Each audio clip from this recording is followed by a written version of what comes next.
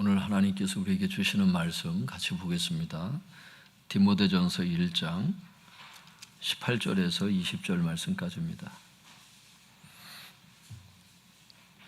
하나님께서 오늘 우리에게 주시는 말씀은 디모데전서 1장 18절에서 20절까지의 말씀입니다.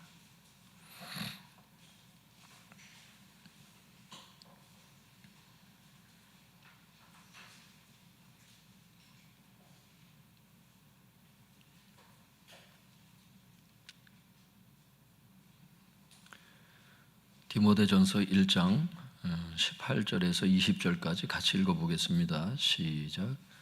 아들 디모데야, 내가 내게 이 교훈으로서 명하노니 전에 너를 지도한 예언을 따라 그곳으로 선한 싸움을 싸우며 믿음과 착한 양심을 가지라.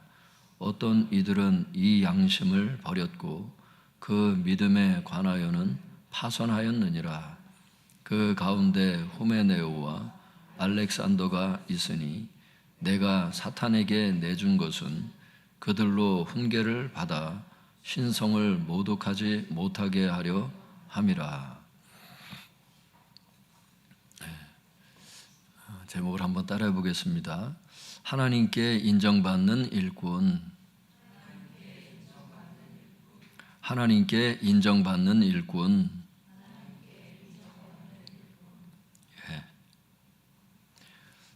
오늘 말씀은 좀 시간이 좀 많이 걸리는 이런 말씀이에요. 오늘 설교를 오래 하겠다는 뜻이 아니고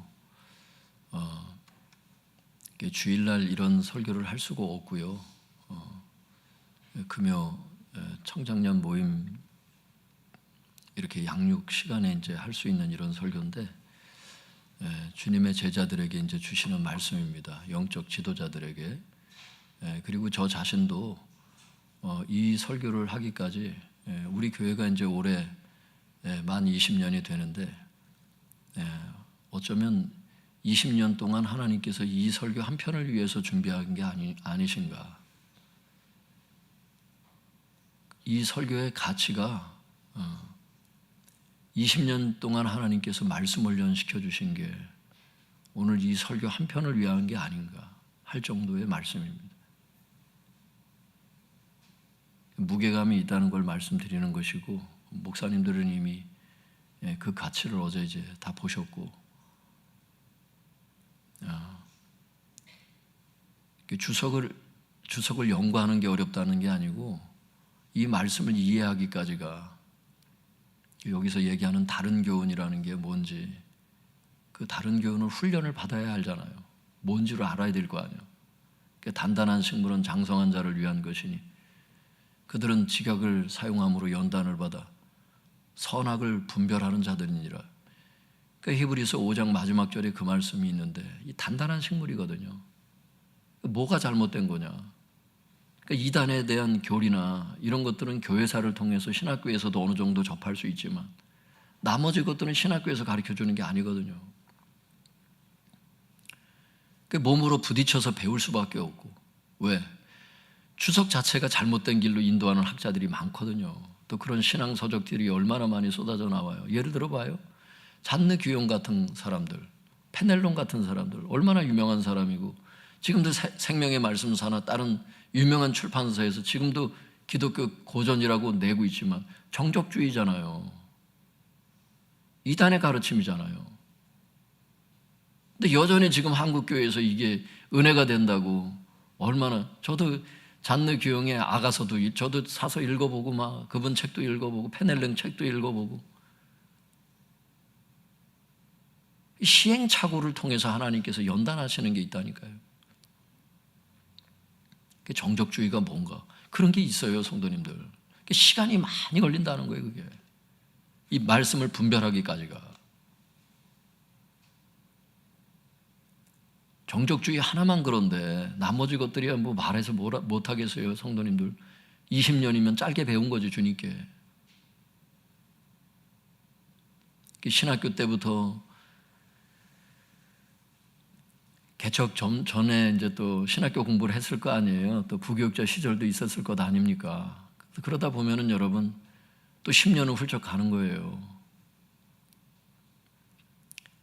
그 웨슬리 신학을 이해하기, 저는 칼빈 신학을 공부했던 사람이니까 웨슬리 신학을 이해하기 위해서 그 보냈던 시간들, 칼빈의 장점이 뭐고 웨슬리의 장점이 뭐고 단점이 뭔지 이런 것까지 보이기 위해서는 여러분 많은 시간이 필요하지 않겠어요? 그러니까 오늘 이 설교가 가벼운 설교가 아니고 한국 교회를 위해서도 굉장히 중요한 메시지예요. 그 새 가족들이 있는데 설교를 할 수가 없죠.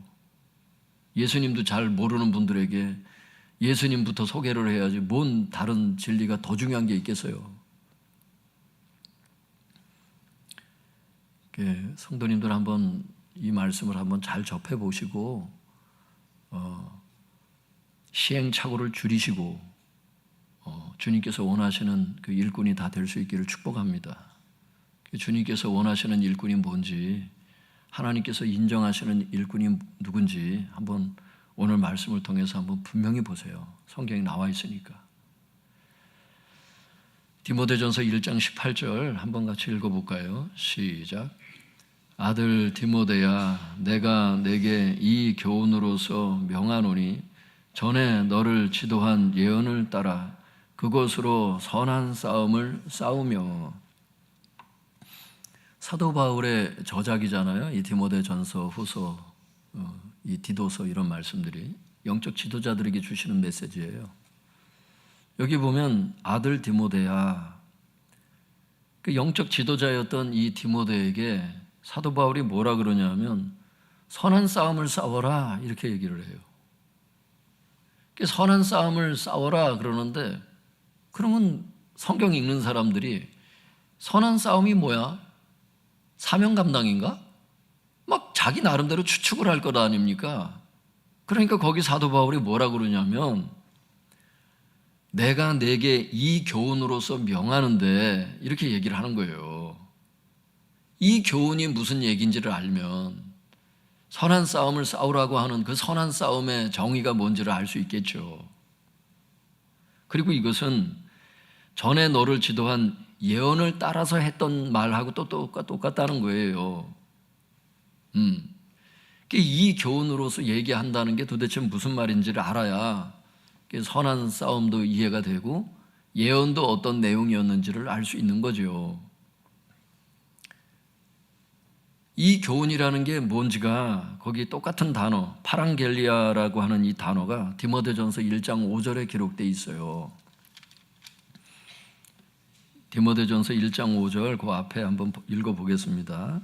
시작. 이 교훈의 목적은 청결한 마음과 선한 양심과 거짓이 없는 믿음에서 나오는 사랑이거늘. 그러니까 이 교훈에 대해서 지금 계속 얘기하고 있는 거예요. 그게 이제 1장 18절에서 디모데야, 이 교훈으로서 명하노니 선한 싸움을 싸워라 이렇게 얘기를 하는데, 이 교훈이라는 게 5절에 이미 나온다고.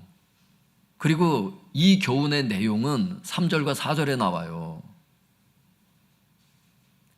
3절과 4절에 그 내용을 얘기해 놓고 이 교훈의 목적은 뭐다 이렇게 얘기를 하는 거니까.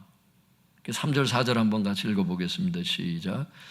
내가 마게도냐로 갈 때에 너를 권하여 에베소에 머물라 한 것은 어떤 사람들을 명하여 다른 교훈을 가르치지 말며 신하와 끝없는 족보에 몰두하지 말게 하려 함이라.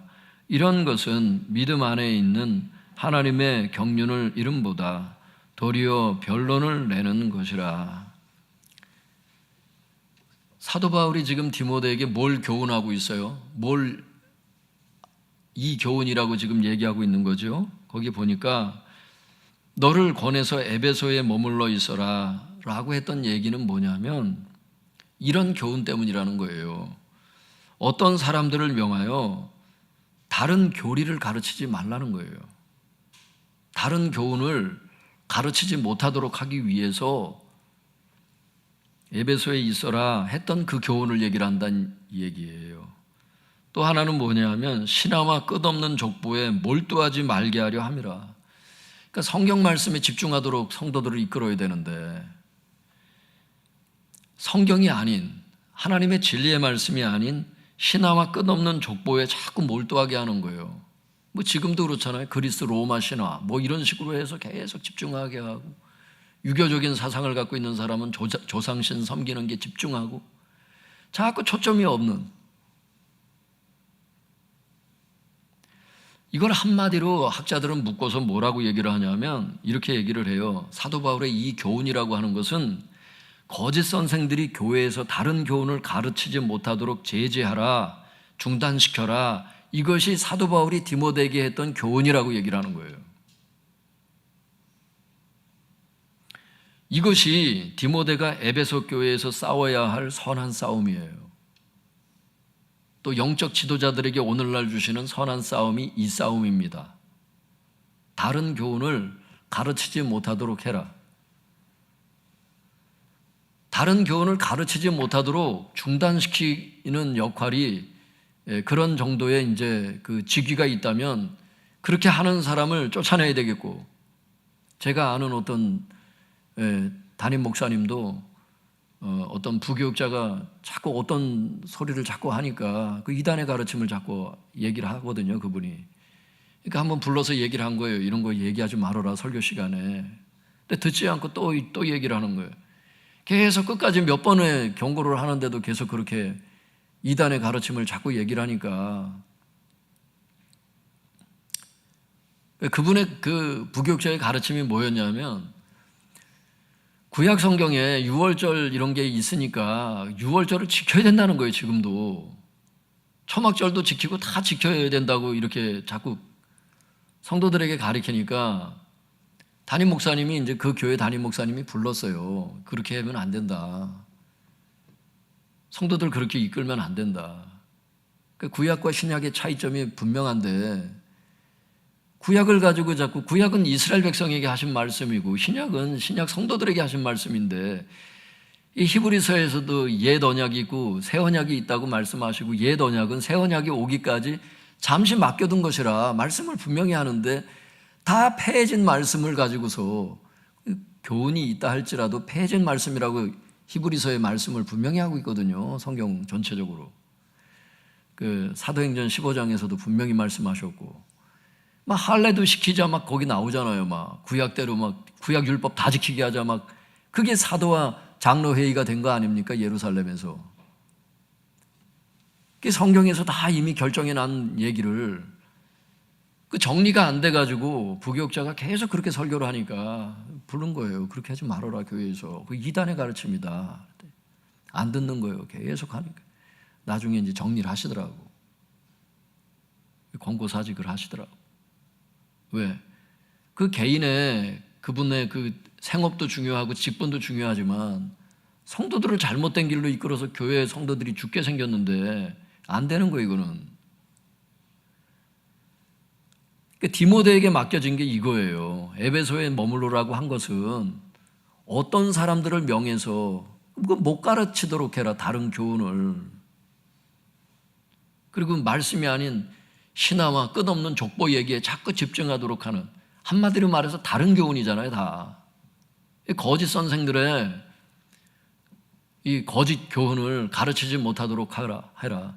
그래서 사도 바울이 18절에 가서 아들 디모데야, 내가 이 교훈으로서 너를 명하는데 선한 싸움을 싸워라. 이게 싸움인 거예요, 그 사람에게. 그러니까 자기 직분이 그걸 중단시킬 수 있는 사람이면 중단시켜야 되겠고, 중단시킬 수 있는 처지는 아니지만 영적 지도자야, 구역장님 정도 수준 되고 진짜 직분자 진짜 수준이 됐을 때는 자기 영적 후배나 자기가 영향력을 끼칠 수 있고, 자기 가족이나 자기 구역 식구 정도는 단도리를 해서 그 설교 그거 아니다 얘기해 줄 수 있는 사람이 되라는 거예요.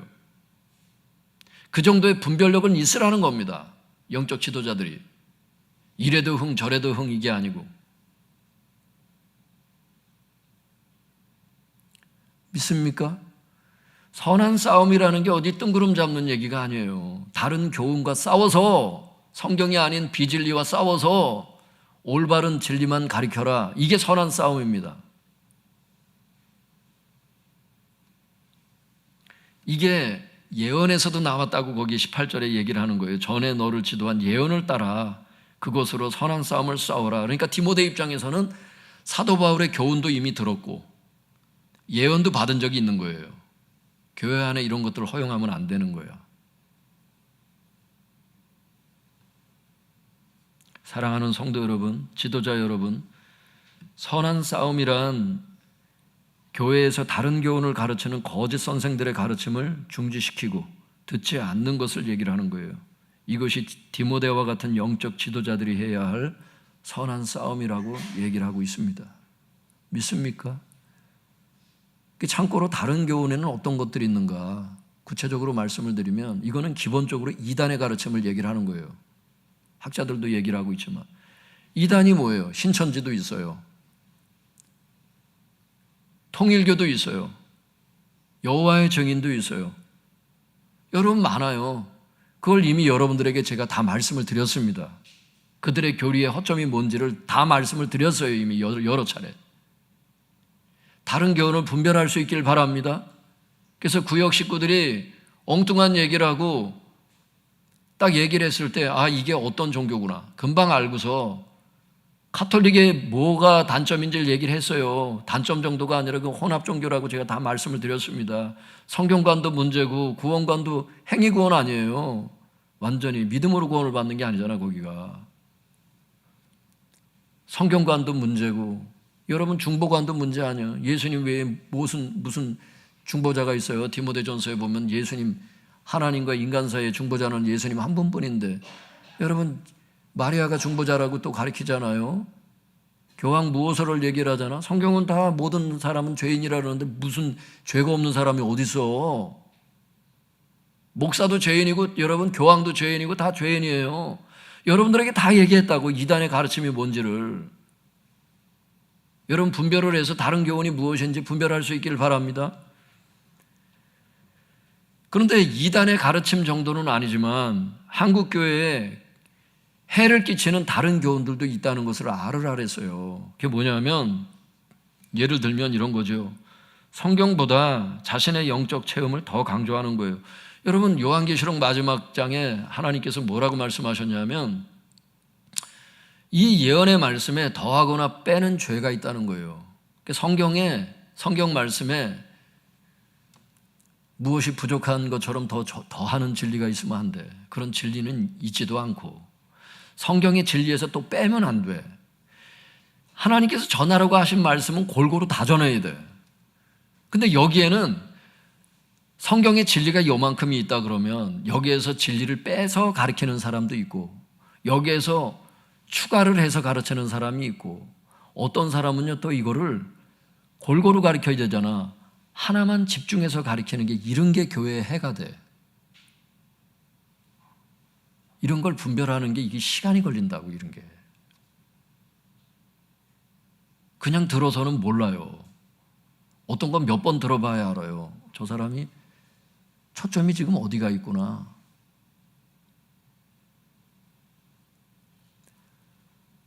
그리고 토마스 주남 여사 책을 제가 다 버리라 그랬잖아요. 처음에 은혜를 받은 부분도 있지만 왜 그랬어요? 계시록이 딱 열리고 나니까 헛소리를 하는 게 딱 느껴지는 거야. 계시록을 하나님께서 몇 년 전에 그걸 가르쳐 주셨잖아요. 그게 보이니까 이 사람이 뭔지가 보여지더라고.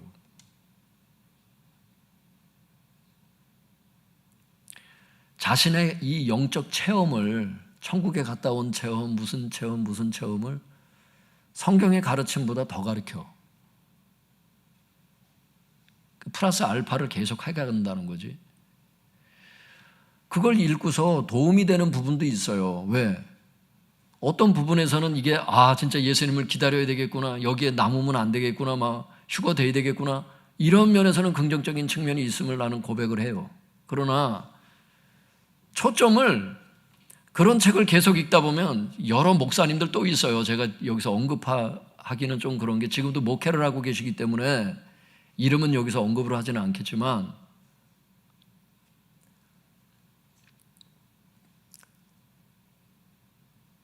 휴거를 신랑을 기다리는 즐거움으로 기다리는 게 아니라 휴거 못 되면 어떻게 하나 이 두려움으로 기도를 하고 두려움으로 봉사를 하고 두려움이 이끌어가는 거야. 보니까 가만히 보니까 이런 분들의 그 설교를 듣고 나면 마음이 두려워져.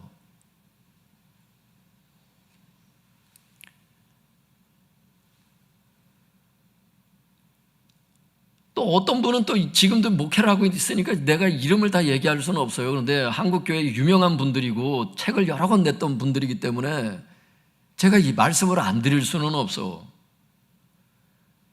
오염에 대한 또 메시지를 많이 또 전해 맨날 어떻게 해서 오염이 되고 어떻게 해서 머리가 아프고 어떻게 이런 책을 계속 읽으면 다 더러워 보여. 또 계속 부르짖는 기도만 해야 될 것 같고 찬양도 크게 틀어놔야 될 것 같고. 여러분 깨달은 게 뭐냐면 오염을 씻기 위해서 기도하는 게 아니고 휴거가 안 될까 봐 계속 기도하는 게 아니고 주님이 좋아서 기도하는 세계를 원하시더라고. 주님은 그 길로 인도한 거예요. 우리 교회를 주님께서.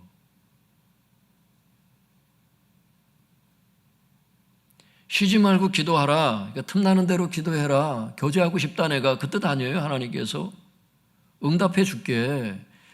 그 말씀에 감명을 받아서 그분과 함께 교제하기 위해서 내가 기도를 하는 거지.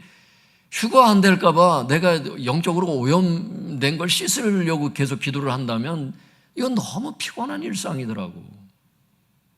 아까도 말씀드렸잖아요. 이런 것들이 이런 율법주의를 분별하기까지가 이게 시간이 굉장히 오래 걸린다니까요. 근데 한국교회에서 그 누구도 그 단점을 얘기를 안 해주니까.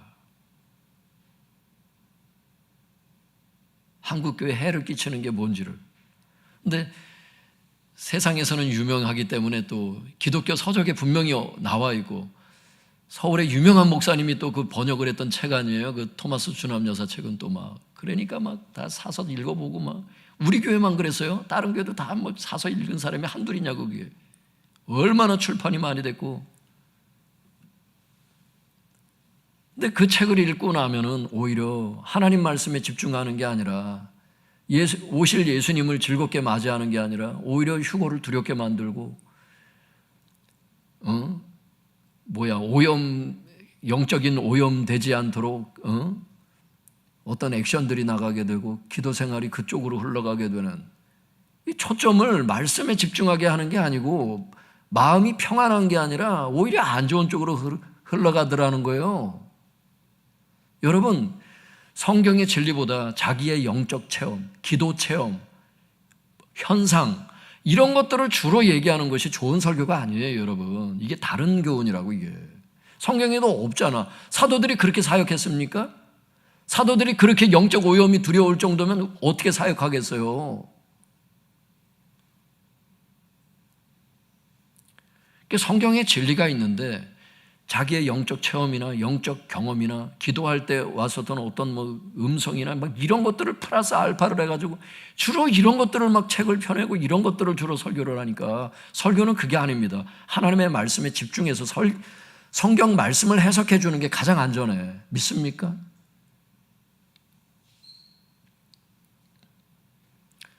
이게 이제 성경에 더해진 거예요. 성경보다 자신의 영적 체험을 더 강조해서 가르치는 이런 가르침들이 파다하다고. 또 하나는 뭐냐면 성경의 가르침에서 이제 빼는 거예요. 뭘 빼냐? 죄와 심판 얘기는 빼요.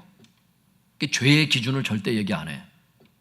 하나님의 심판이 이런 죄를 지으면 하나님의 심판이 있다는 거를 그거는 쏙 빼고 다 가르쳐요. 이게 성경의 진리에서 빼는 게 아니면 뭡니까? 성경에서 죄의 기준을 얼마나 많이 말씀하시고 구약 이스라엘 백성을 하나님께서 왜 심판하셨는지 거기 쭉 나오고 신약 성도들에 대해서도 이스라엘 백성의 원 가지도 아끼지 아니하셨거늘 접붙임을 받은 교회에 대해서 하나님이 왜 심판 안 하겠냐고 사도 바울이 로마서에 말씀하시며 주의하라고 죄의 기준을 쭉 말씀하시거늘 죄를 언급을 안 하고 심판을 언급을 안 하고 방자한 성도들을 만들게 되는 거예요. 성경의 진리에서 뭔가를 뺐을 때는 이것뿐만 아니에요. 빼는 진리가 너무 많아.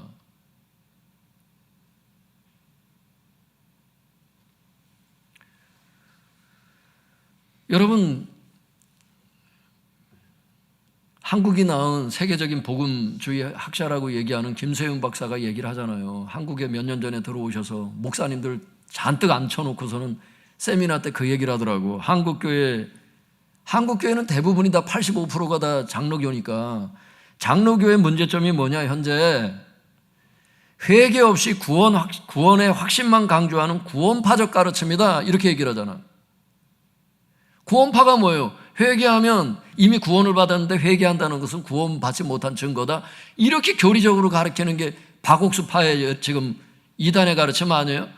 그런데 죄의 기준을 얘기하지 않고 심판을 얘기를 하지 않으며 이미 구원받았으니까 계속 구원의 확신만 얘기하면서 회개를 외치지 않는다면 이게 구원파적 가르침하고 똑같다는 겁니다. 김세윤 박사의 말에 의하면. 이게 다른 교훈이라는 거예요. 그러니까 존 스토트가 얘기하는 거예요. 존 스토트가, 로이드 존스 목사님도 값싼 구원이라고, 그게. 한번 따라해 볼까요? 값싼 구원. 값싼 구원. 당장 성도들이 듣기에는 죄의 기준 얘기 안 하고 심판 얘기 안 하고 구원의 확신만 얘기하니까 회개할 필요가 없으니까 편안히 있다가 가니까 좋을진 모르겠지만, 여러분, 소경이 소경을 인도한다는 거예요. 성경에 보면. 그럼 둘 다 구덩이에 빠진다는 거예요. 거기에서 구덩이는 지옥을 얘기합니다. 그게 좋은 게 아니에요. 성도들이 뭔가를 하나님 앞에 잘못했을 때는 책망이 나오는 설교가 좋은 얘기입니다. 믿습니까? 이 빼는 설교라는 거예요. 진리를 빼지 말라는 거예요, 하나님은. 또 어떤 거예요? 성경의 가르침을 지나치게 강조하는 가르침. 어떤 목사님은요, 웨슬리에 대한 깊은 감명을 받았는지 웨슬리 또 학교를 나오셨더라고요. 웨슬리에 대한 설교를 많이 하셔. 뭐 그거 자체가 나쁜 건 아니죠. 장로교에 칼빈 신학이 있다면 감리교에 웨슬리 신학이 있으니까 그 자기 교파에 따라서 얼마든지 설교할 수 있죠. 그 이단은 아니죠. 근데 문제는 뭐냐면 구원받은 성도가 버림받을 수 있다는 설교만 주로 해. 계속 그 설교야, 그냥 주구장창. 1년, 2년, 3년, 4년. 성경에 보면 구원의 확신이 나와요. 오늘 본문에도 나오지만 후메네오처럼 이런 버림받은 사람 얘기도 나온다고. 두 가지 다 가르쳐야 되는 거예요. 부교육자들의 우리 목사님들께도 제가 얘기를 했다고요. 벌써 꽤 오래전부터 이 얘기를 해왔다고. 균형 있게 설교를 해라. 그 어떤 성도님이, 어떤 집사님이 그분 책을 처음에 이제 몇 권 갖다 놨다가 읽고서 버림받을 수 있다는 그게 너무 강력한 메시지가 있다 보니까 막 구원의 확신이 흔들릴 만큼 막 두려워하는 거예요. 그래서 제가 그날 결정했어요. 그래서 그때 당시에는 이제 민권사님이 그거를 신앙서적을 담당하고 계셨는데, 그 신앙서적 출납을 지금은 이제 우리 집사님이 이제 감당하고 계시는데, 권 집사님이 지금은 감당하고 계시죠. 그 민권사님께 그때는 부탁을 드렸어요. 그분 책을 다 버려라. 그래서 버린 거예요, 그 책을. 그분이 하는 말씀이 성경에 없는 건 아니었어. 있는데 초점이 잘못된 거예요.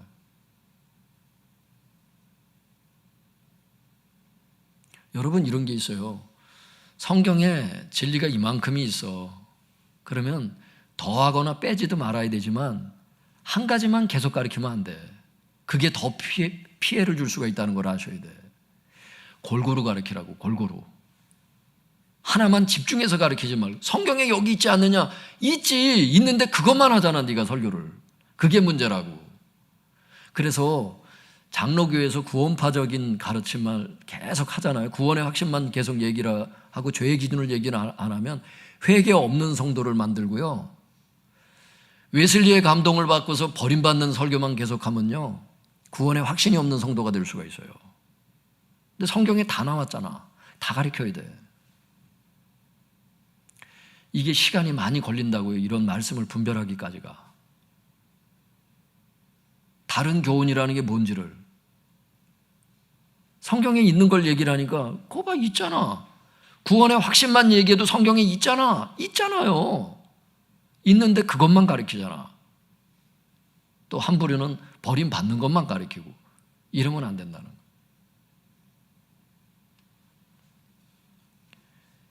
예수 믿고 과거적 칭의가 있고 현재적 칭의가 있고 궁극적인 미래적인 칭의가 있다고 김세현 박사도 얘기를 하지만 골고루 다 가르쳐야 된다고. 믿습니까? 또 뭐예요? 구약과 신약의 차이점을 모르고 과도하게 적용하는 가르침. 아까도 말씀드렸잖아요. 11조를 얘기를 한다 할 때도 마찬가지예요. 11조를 해야죠. 성경이 나오니까. 그런데 그걸 구약 율법을 갖다 놓고서 거봐라 도둑질하는 거 아니냐 이런 식으로 하는 거는 옛날 가르침이야. 11조는 구약 율법 시대 이전부터 있었잖아. 아브라함 때부터. 그리고 예수님이 직접 하신 거고 족하다고. 이미 폐해진 구약의 옛 언약을 가지고 새 언약에다가 덧대가지고 가르치겠냐고. 교훈이 되는 부분이 있겠지만 엄밀한 의미에서는 구약과 신약의 차이점을 모르고 과도하게 구약의 것들을 갖다가 적용시키는 이런 가르침들이 여러 가지가 있죠. 물론 뭐 시행착오가 우리도 있었고 부인할 수는 없지만 그것은 왜 그러냐면 웨슬리 자체도 주일 성수를 안식일 개념으로 해야 된다는 그런 개념의 설교들을 여러 번 했기 때문에 아까도 제가 말씀드렸잖아요. 우리도 온전한 사람은 아닌데 그 영향이 뭐냐면 주석책도 주의해서 봐야 돼요. 처음에는 주석책 유명한 무슨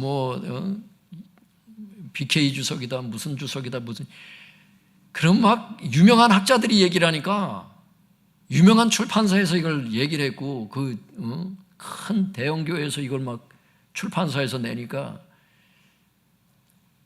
나중에 비교해서 읽어보니 이 학자들 자체가 이런 사고를 갖고 또 어떤 면에서는 엉뚱한 얘기를 하고 이 부분은 잘 설명했다가 이 부분에 있어서는 아주 완전히 꽝이야 꽝. 그래서 주석책을 여러 권 참조하라는 게 그래서 그래요. 목사님들한테도 제가 말씀드렸잖아요. 챗GPT도 여러 주석책 중에 하나일 뿐이지 챗GPT 너무 의지하다가 큰 코 다친다. 왜? 저도 한번 써봤거든요. 원어도 틀리고 엉뚱한 얘기를 하더라고. 그래서 내가 엉뚱한 얘기를 하길래 그랬어요.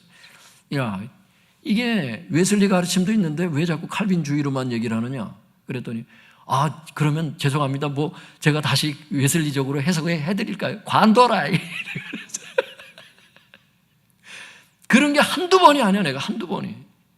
내가 챗GPT를 가리킨다니까. 걔가 학습을 한다며. 그래서 야, 이게 이래가지고 이게 이렇게 해석이 될 수도 있는 건데 왜 이건 빠뜨리고 가리키냐고 그러면 그렇습니까? 그건 당신의 말씀이 옳습니다. 그러면 이렇게 해서 제가 3단 논법으로 다시 정리해 드릴까요? 됐다!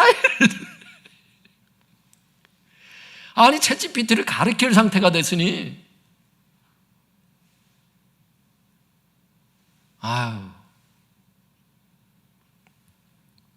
그런 게 한두 개가 아니에요 진짜로. 솔직히 말씀드리는 거예요. 어떤 해석은 너무 과해. 그래서 내가 얘가 왜 자꾸 이렇게 해석하나 여러 주석 중에 하나로 이제 취급을 하다 보니까 때때로 참고할 때가 있는데 하도 사람들이 좋다라니까 한번 써봤죠. 재미나이도 그렇고 써보는데 얘가 왜 이렇게 해석하나? 얘가 필이 꽂히는 게 이쪽 방향이면 그쪽 방향으로 글을 썼던 사람들의 것들을 인용을 하더라고. 이거를 균형감 있게 이걸 인용을 해야 되는데 칼빈주는 이걸 이렇게 해석을 하고 이건 이렇게 웨슬리는 이런 쪽으로 해석합니다. 이렇게 차라리 얘기를 해주면 좋은데 그게 아니야. 주로 칼빈 쪽을 해석을 하고 이쪽은 아주 도외시해버리고 이런 성향이 있어요. 해보세요. 내 말이 거짓말인지. 그래서 내가 챗GPT한테 화를 내고 이러진 않았어요. 계속 똑같은 실수를 하는데 뭘 가리키기 위해서 기계를 그냥 그거 외에도 일상생활에서도 부동산 관련해서 뭘 질문하는데 엉뚱한 소리를 하더라고. 그래서 이러지 않느냐 그러면 또 금방 태도를 바꿔서 또 주대 있게 해야지. 진짜 조심하세요, 성도님들. 내가 우리 목사님들한테 얘기를 했어요.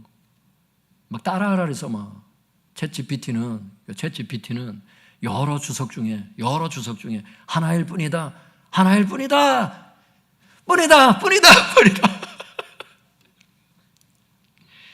예, 그래서 하여튼간 그런 게 있어요, 성도님들. 그 구약과 신약의 차이점을 모르고 과도하게 적용하는 가르침이 있는데, 이런 면에는 주석도 주의해야 된다는 거. 웨슬리를 할지라도 온전한 사람은 아니고, 케네스 하긴 목사님도 자기도 이런 실수를 했다고 자기 책에 기록하잖아요. 실수하지 않는 목회자가 어디 있어? 그러니까 이단은 아니야. 이단까지는 아닌데 이설이 있는 거지, 이설. 조심해야 되는 부분이 있어요, 성도님들. 근데 교회에 해를 끼치는 거예요. 그리고 또 하나가 이런 게 있어요. 지금 제가 하나하나 다 얘기하는 게 아니라 성도님들 지금은 천주교에 대해서 뭐에 대해서 이렇게 강론을 얘기를 하는 게 아니에요. 이 총론, 전체 큰 패러다임들만 얘기를 하는 거예요. 지금 다른 교훈에 대한 거. 또 한 가지가 이런 게 있을 수 있어요. 성경을 문맥과 관계없이 해석을 하는 거예요. 이걸 알레고리 해석이라 그러지. 이 영적인 해석이다 그래가지고 성경이 얘기하는 것보다도 막 자기 상상의 나라를 펴는 거예요. 문맥으로 이해를 해야 되는데, 오늘 같은 경우 예를 들어서 아들 디모데야 선한 싸움을 싸우라 그러면, 선한 싸움은 여러분 자기가 묵상을 한 거야. 문맥으로 묵상을 하는 게 아니라 선한 싸움이라는 사명 감당입니다, 여러분. 선한 싸움은 봉사를 잘해야 됩니다. 자기 나름대로 막 나오는 거예요, 여기에 이제. 이런 가르침들이 너무 많다는 거예요. 어느 날 아들이 왔어요. 그래서 아들한테 제가 얘기를 했어요. 아들아, 설교를 할 때 설교를 그렇게 한다는 거예요. 갑자기 이제 또 담임 목사님이 출타하실 때가 있고, 그래서 갑자기 설교를 맡을 때가 있다는 거예요. 그러면은 본인이 평상시에 이제 새벽마다 이제 성경 말씀을 묵상하니까 그 말씀을 묵상을 해서 이제 자기 이제 신학 노트에다 기록을 한대. 그걸 했던 거를 가지고 이제 목사님이 갑자기 이제 설교를 맡기거나 그럴 때는 어디서 갑자기 나오는 게 아니잖아요, 목회자도. 주님께 기도해보고 어떤 설교에 대한 감동을 주시면 이제 그 설교, 그 노트 중에서 이제 한 설교를 하거나 어떤 이제 이런 게 있을 수 있는 거예요. 그래서 제가 아들한테 얘기를 했어요. 성경 읽다가 감동받은 건 좋은데, 그 노트에 기록하고 그렇게 유념하는 건 좋은데, 만약에 설교를 하게 된다면, 그리고 네가 감동을 받았다면 반드시 주석 몇 번은 찾아봐라. 그 문맥에서 네가 받은 성령의 감동이 맞았는지 학자들의 의견도 참조해봐라. 그 몇 개월 후에 이제 집에 이제 같이 와서 식사를 할 때가 있었어요. 그래서 와서 얘기를 하더라고.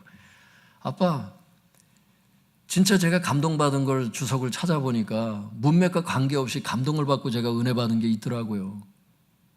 수정을 해서 설교를 했다는 거예요. 여러분, 케네스의 목사님도 얘기를 하는 거예요. 본인도 실수를 하다 보니까. 성령의 감동을 성경 아래에다 두래. 기도 생활도 성경 아래에다 두래. 반드시 문맥과 일치를 해야 돼. 여기에서 많은 사람들이 실수하는 거예요. 하나님의 음성을 들었다고. 근데 하나님의 음성이 아니야.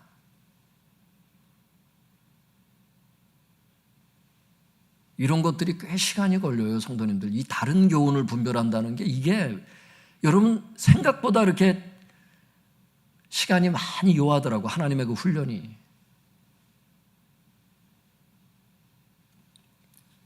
그 얘기를 하는 거예요. 이 교훈으로서 명하노니 아들 디모데야, 선한 싸움을 싸워라. 그러기 위해서는 어떻게? 본인 자신이 말씀을 분별해야지. 그러니까 그 다음에 이거를 말씀하시는 거예요. 믿음과 착한 양심에 대해서 그래서 얘기를 하는 거예요. 그러니까 어떤 분은 목사님 그러면 말씀 연구를 해라, 이렇게 적용이 돼야지. 아니, 믿음과 착한 양심을 가지라고. 이게 선한 싸움을 싸우는 것과 무슨 상관이 있습니까? 이렇게 얘기를 한다니까. 여기에서 얘기하는 믿음은 1장 4절에도 나오잖아요. 1장 4절 한번 읽어볼까요? 시작. 신하와 끝없는 족보에 몰두하지 말게 하려 함이라. 이런 것은 믿음 안에 있는 하나님의 경륜을 이름보다 도리어 변론을 내는 것이라. 변론이 뭐예요? 변론은 나름대로 이론이 있잖아. 그 이론의 반대가 뭐예요? 믿음이라고 나오잖아. 여기에서 얘기하는 믿음은 신뢰 이런 뜻이라기보다는 학자들도 얘기를 하지만 바른 교훈을 믿음이라는 거예요. 이거를 학자의 도움 안 받고 자기 혼자 성경 봐가지고 어디까지 깨닫겠어요, 여러분? 학자들도 무시하면 안 돼. 그래서 실수할 때도 있지만 여전히 우리는 학자들을 또 의지하는 부분도 있습니다. 반대 개념이라고. 그래서 믿음을 얘기를 하는 거예요, 성도님들. 계속 말씀을 드릴게요. 그래서 선한 싸움을 싸우기 위해서 디모데가 준비해야 될 두 가지가 뭐냐? 믿음과 착한 양심이라는 것을 사도 바울이 지금 권면하고 있는 겁니다. 19절 20절 같이 읽어볼까요? 시작. 믿음과 착한 양심을 가지라. 어떤 이들은 이 양심을 버렸고 그 믿음에 관하여는 파선하였느니라. 그 가운데 후메네오와 알렉산더가 있으니 내가 사탄에게 내준 것은 그들로 훈계를 받아 신성을 모독하지 못하게 하려 함이라. 여러분, 후메네오가 무슨 짓을 했어요? 후메네오가 디모데후서 2장 16절에서 18절에 무슨 짓을 했는지 거기 나오거든요. 나중에 읽어보세요. 제가 설명을 드릴게요, 시간 관계상. 후메네오라고 하는 사람이 무슨 짓을 했냐면 교리적으로 부활이 이미 지나갔다고 이렇게 가르친 거예요.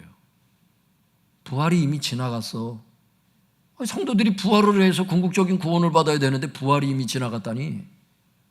예수님 부활은 이미 하신 건 잠자는 자들의 첫 열매 되신 건 알겠는데 성도들의 부활이 이미 지나갔다니.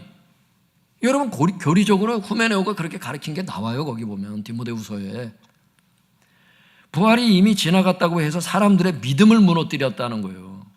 그리고 도덕적으로는 망령되고 헛된 말을 했다는 게 거기 나옵니다. 우리 목회자들은 다 찾아봤어요. 시간이 없으니까 지금 이렇게 넘어가는 거예요.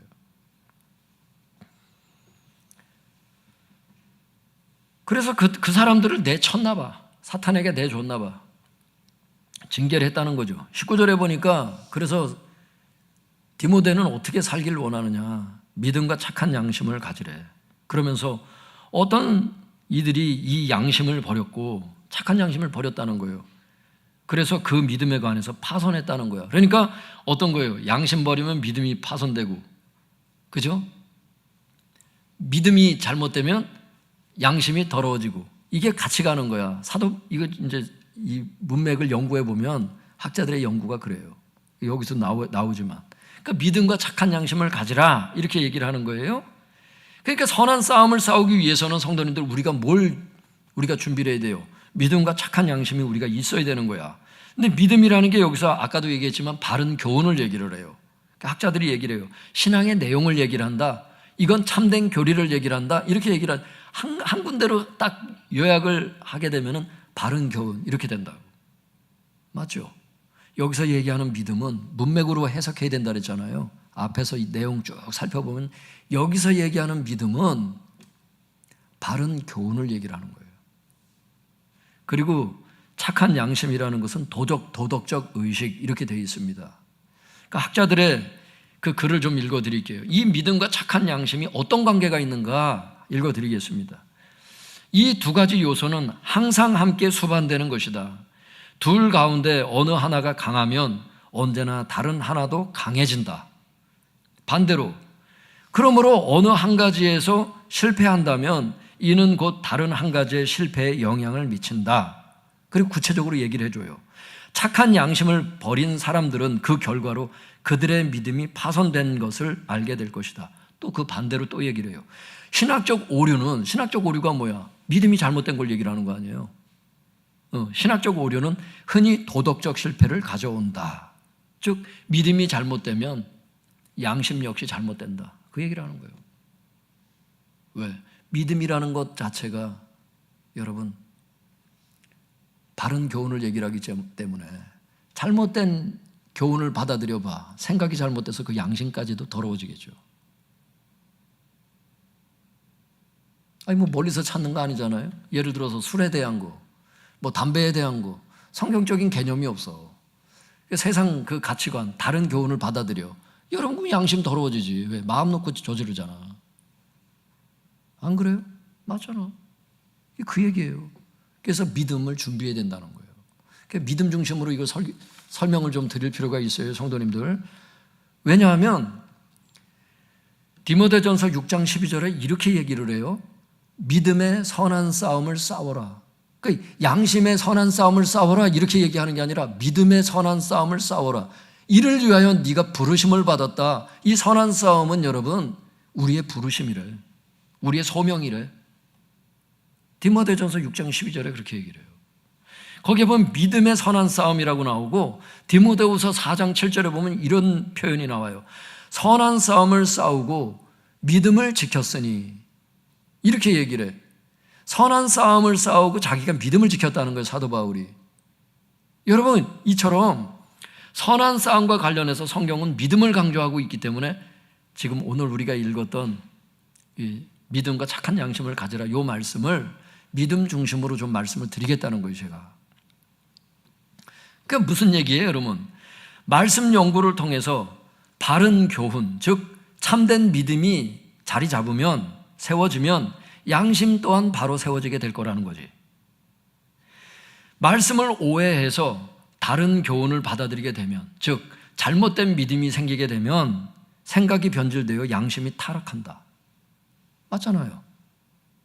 이런 뜻입니다. 그러므로 지도자 여러분, 가장 먼저 말씀 연구를 통해서 믿음, 즉 바른 교훈을 바로 세우시길 바랍니다. 그러면 양심 또한 바로 세워지게 될 것입니다. 그러면 어떻게 되겠어요? 분별력이 생길 겁니다. 뭐가 참되고 뭐가 거짓 교훈인지. 그러면 거짓 선생의 가르침을 중지시키거나 그 설교를 듣지 않거나 하는 영적 싸움에서, 선한 싸움에서 승리하게 될 것입니다. 맞죠? 마지막 말씀 찾아볼게요. 디모데후서 2장 15절.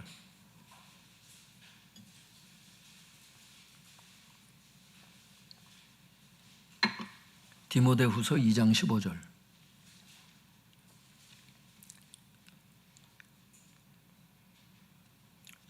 같이 읽어보겠습니다. 시작.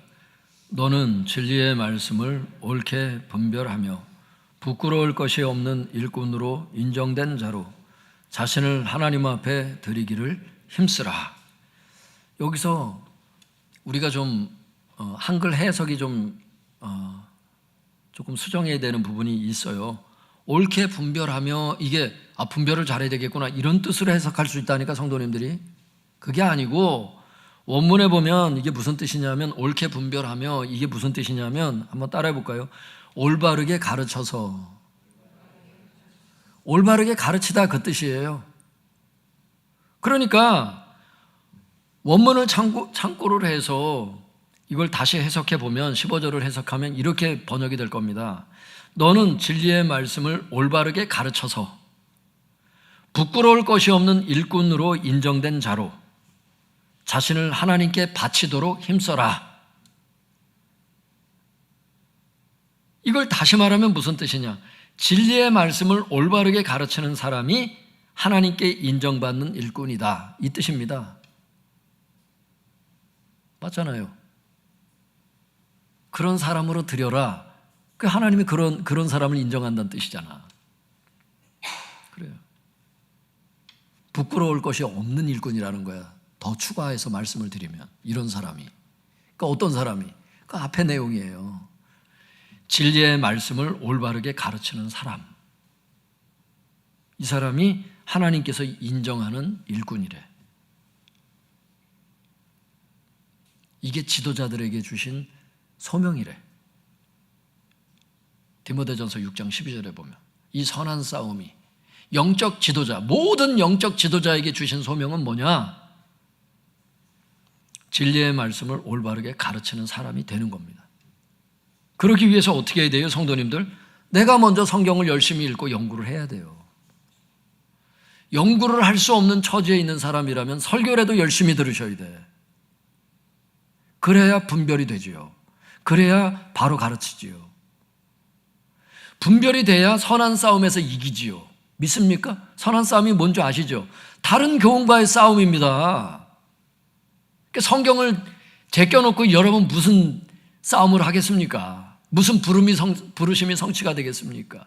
그런 사람들이 하나님께 부끄러움 없는 일꾼이고 인정받는 일꾼이라고 지금 2장 15절이 얘기하고 있는데, 성경을 떠나서 하나님께 어떻게 인정받는 일꾼이 되겠습니까? 우리 장모님이 권사님이신데 성경을 벌써 몇 번 쓰셨더라고. 성경 그거 쓰는 책 다 보내달라 해가지고 보내드렸어요. 그걸 원하신다면 얼마든지 보내드리겠더라고. 그게 싸진 않아요. 비싸더라고. 성경 필사 그 시중에 파는 게 몇만 원 되잖아. 일반 노트를 그렇게 팔겠어요? 한번 쓰시고. 저희 어머니가 얼마 전에 얘기를 하시는 거예요. 신약 성경을 처음부터 다시 쭉 읽어서 어디까지 지금 꽤 또 읽으셨나 봐. 성경을 읽고 또 읽고 성경을 주야로 묵상하는 자가 복 있는 사람이라고 시편 1편이 노래하고 있잖아요. 그 사람이 형통한 자가 된다고. 의인과 악인 나눠줄 때 의인의 부류에 서게 될 거라고. 성경 읽지 않는 사람은 악인으로 분류가 돼. 왜냐면 읽지 않으니까 성경에 영향을 받질 않잖아. 그러니까 계속 난리는 쭉정이와 같다는 거 아니에요? 성경 읽지 않는 게 여러분 자랑이 아니더라고. 그게 성경 읽지 않으면요 마음이 평안이 없어요. 이렇게 할까 저렇게 할까 맨날 갈등만 있지, 성경 읽는 사람들은 여러분 그렇지 않아. 마음에 평안이 있어. 하나님의 말씀이 내 마음을 읽어.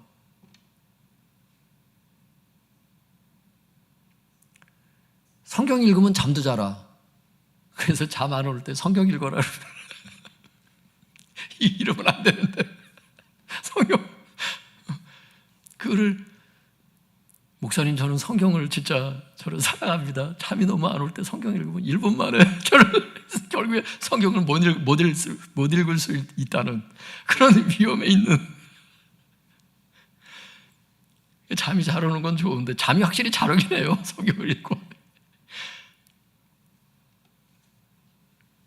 정리하면 그거예요, 성도님들. 오늘 말씀 전체 주제를 총 요약하면 핵심은 이겁니다.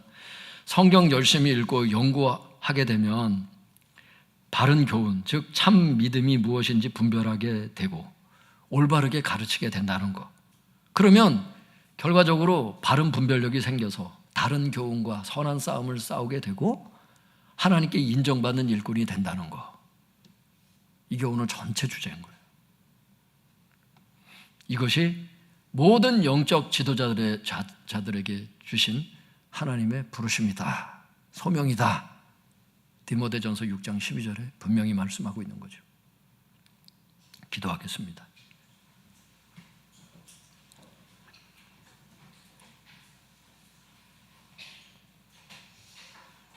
하나님께 은혜를 구하시기 바랍니다.